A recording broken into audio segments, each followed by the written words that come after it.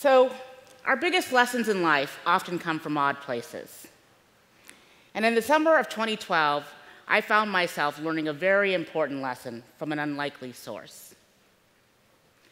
At the time, I was nearly 40 years old. I was a tenured and chaired law professor. I had been with my husband for more than 20 years. I was a mother of 3 children. I had traveled all over the world to many states in our country, to Africa, to Europe, to South America. In essence, I had had the opportunity to encounter a diverse array of experiences in my life.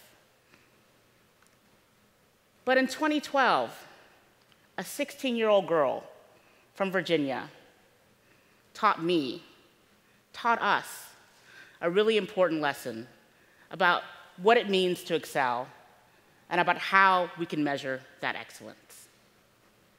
Her name, Gabby Douglas.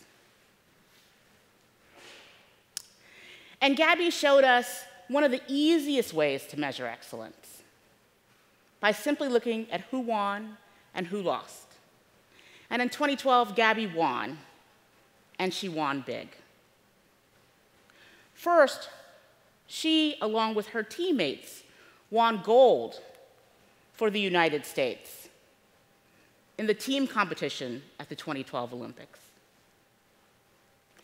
And second, she won gold for the United States by soaring past all others in the individual all-around competition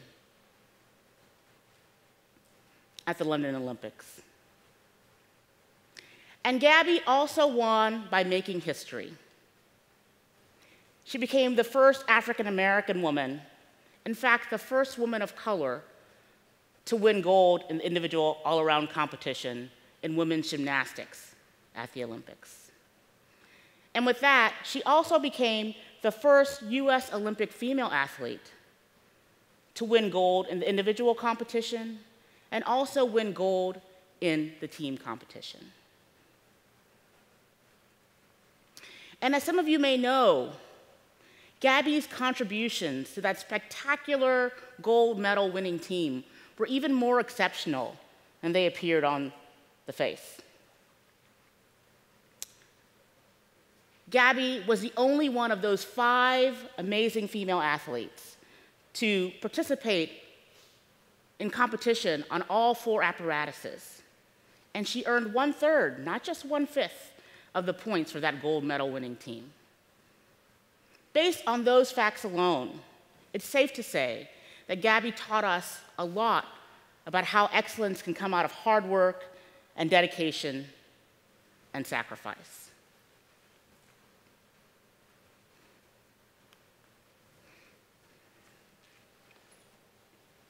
But Gabby taught us so much more.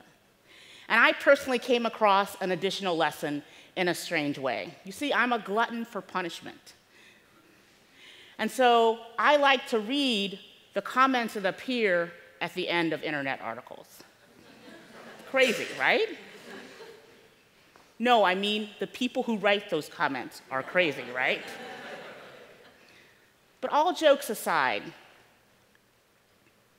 after Gabby won, I began to read internet articles about her. Many of them praised her for her accomplishments. But the comments that stuck with me the most were comments that came from readers who expressed contempt at the fact that journalists bothered to mention that this was an African-American first. They thought that the mention of Gabby's race was meaningless, that it was irrelevant, that it was racial politics at their worst. They said things like, "Why does it matter that she's African-American?" They proclaimed, "All that truly matters is that Gabby is American." And there's a kind of a beauty to those comments, right? Here are people of all stripes who are proudly claiming Gabby. And I can relate to these people because I also, too, proudly claim Gabby. Whenever people are talking about Gabby and her accomplishments, I always make sure I mention, well, do you know she trained for 2 years in Iowa?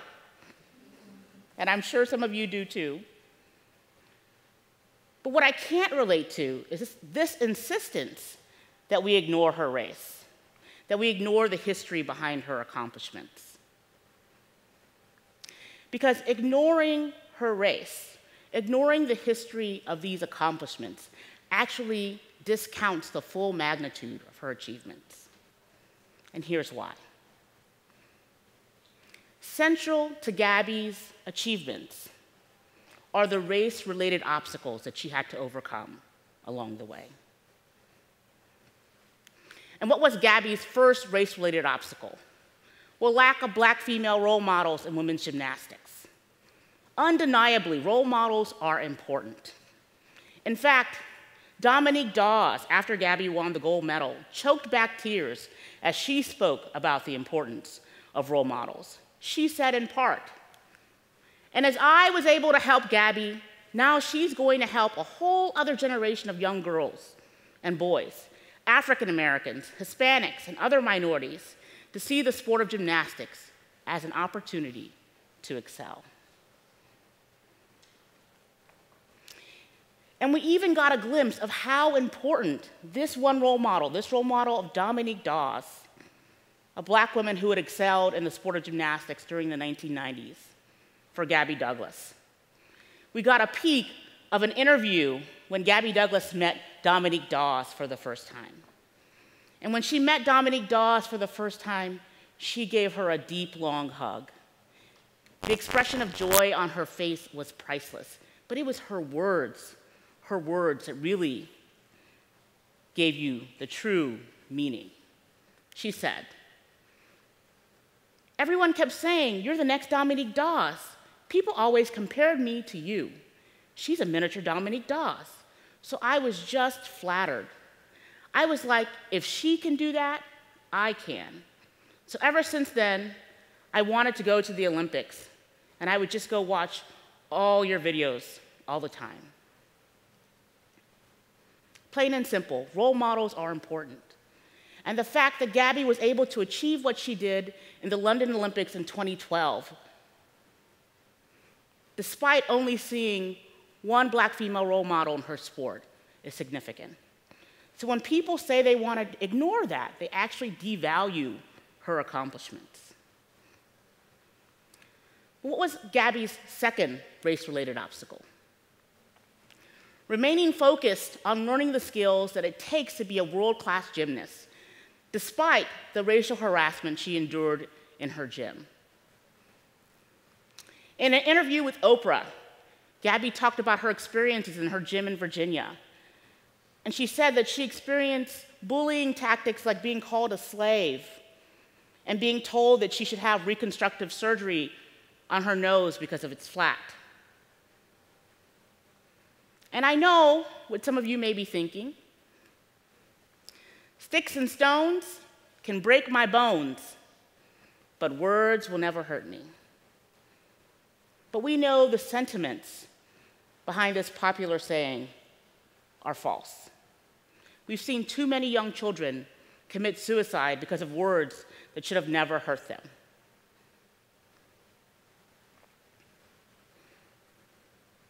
And yet here was Gabby being called a slave, being told that she should have a nose job. And she was able to remain focused on learning the craft of gymnastics, so much so that she earned gold in the 2012 Olympics. This brings me to my third and final race-related obstacle. The loneliness and isolation that Gabby experienced despite having a wonderful white host family when she moved hundreds of miles away from her mother and siblings in Virginia to the nearly all-white suburb of West Des Moines, Iowa. And she did this to pursue her Olympic dream.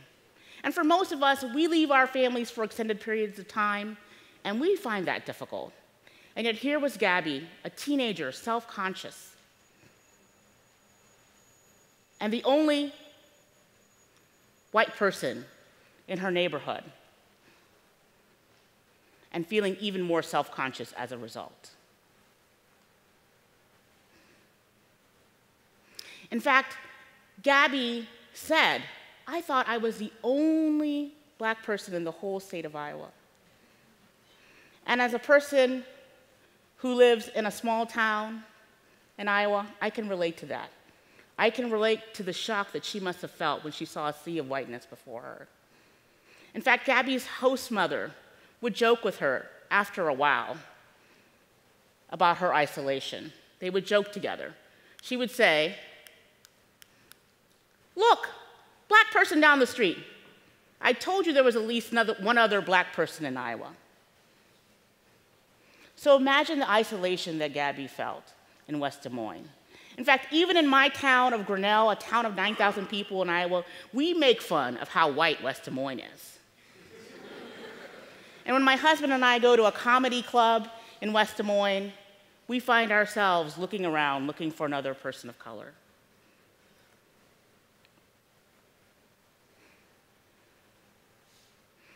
I continue to be amazed by people like Gabby Douglas, those who can see themselves in a position that no one else like them has ever been in, before many of us can even see them in those positions. She is a seer of hope, a visionary. In fact, Gabby, when she was just 15 years old, displayed this exceptional quality of hers. And here's what she said in an interview. "I really hope to make history. I mean, this isn't a black sport, so I want everyone to be like, wow, she's African American. They can't do that. I want to be like, hey, yes, we can." But you want to know what really gets lost when we want to ignore race? What gets lost is the importance of those images of people like Gabby Douglas on the international stage. The signal of achievements like people like Gabby Douglas to persons across nations all over the world. The way in which they signal American greatness, American diversity, American inclusion. By now, some of you may be thinking that my favorite part of the 2012 Olympics was that star moment of Gabby when she received the individual gold medal. But you would be wrong. My favorite moment is that moment when you see Gabby, a 16-year-old African-American girl, walking hand in hand with her Chinese-American coach, Liang Chow, who immigrated to the United States in 1991, after they won the gold medal for us. I loved watching them walk hand in hand, waving happily to a diverse crowd in London, England, and to an even more diverse audience on television sets around the world. It's hard for me not to smile when I think about these two amazing Americans and their accomplishments. This is what our country is about. Its greatness, its diversity, its inclusion. And when you take the racial histories out of this picture, you lose some of its meaning and beauty, right? Thank you.